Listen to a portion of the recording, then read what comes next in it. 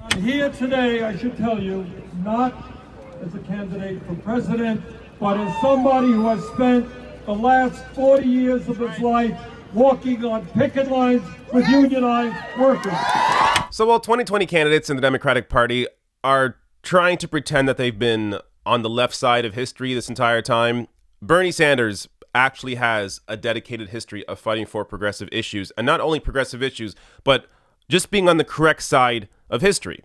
Now, one of the issues that he's been incredibly consistent in and clearly rises above the rest of the candidates is in the issue of labor rights, where Bernie has stood with striking workers over and over and over again. And he did so again this past week. Decrying war being waged against working people, Sanders joins striking union members at UCLA. Quote, "If we're going to create an economy that works for all of us and not just the 1%, says the presidential hopeful, workers are going to have to stand up and fight back." So he was standing here on the front lines with 40,000 University of California workers for a one-day statewide strike over wage inequality and job security. Now, this again goes to Bernie's history of not only being a politician, but being an activist. So this is really one quality that stands out in terms of Bernie over anybody else. Nobody else in this race is an activist first. Bernie was an activist before becoming a politician, and he continued to be an activist throughout his time in both in Congress and in the Senate. So this again showcases that this is a man of the people. So not only is he not taking any big donor money, not only is he built up on grassroots donors and grassroots support and volunteers in general, but he's also going out here and standing up for unions that are fighting for better wages and benefits. Now, let me play a couple clips here of Bernie standing in solidarity with these workers.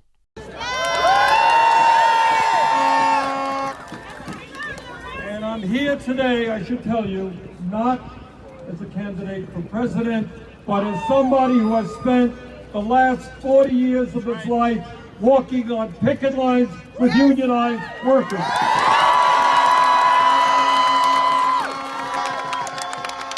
And I'm proud to be here with you today because I believe from the bottom of my heart that if we're going to create an economy that works for all of us and not just the 1%, we're going to have to grow the union work movement, and workers are going to have to stand up and fight back. Thank you very much.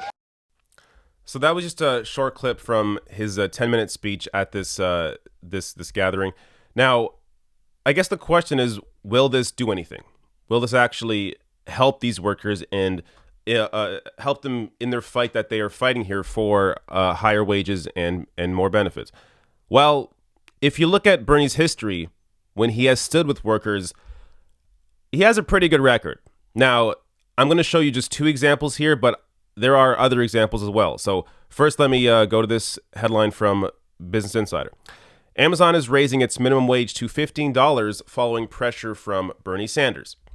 So this is maybe the most high-profile case of all of them, where literally 3 weeks before this, he was introducing the Stop Bezos Act, along with Representative Ro Khanna, to push back against massive corporations that are not paying their employees properly. And after introducing that bill, guess what happened?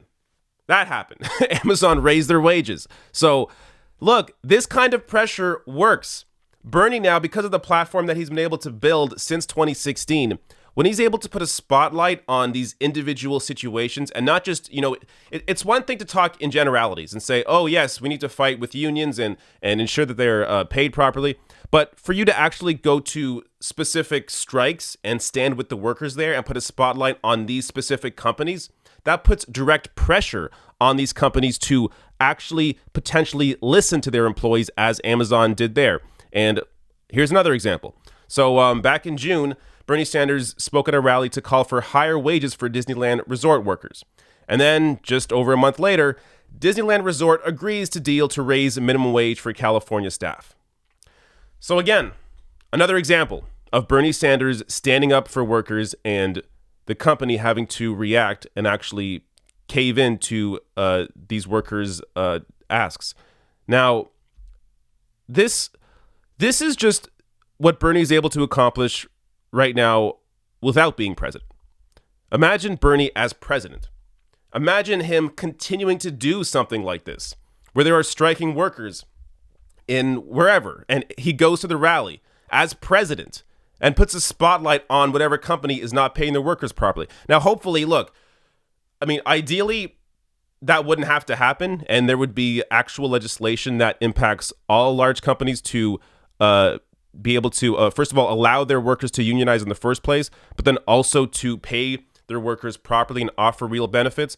But in the meantime, until Congress is able to pass something like that, you can have a president that is standing with workers on the front lines and initiating direct action from those companies having to cave into their employees. So this, look, there are so many things to discuss here in terms of, I mean, when you have CEOs making 200, 300, 400, 500 times the average worker pay, when you have at the same time that these companies are making massive profits, they're laying off employees. I mean, these are situations that should not happen, but they're happening because of greed, because the people at the top, the executive branches of these companies, are taking all the gains in for themselves while not paying their workers properly. So this is a situation where it can actually be solved through policy, but in lieu of that, you can have politicians like Bernie Sanders and a potential president like Bernie Sanders putting a spotlight on these different issues.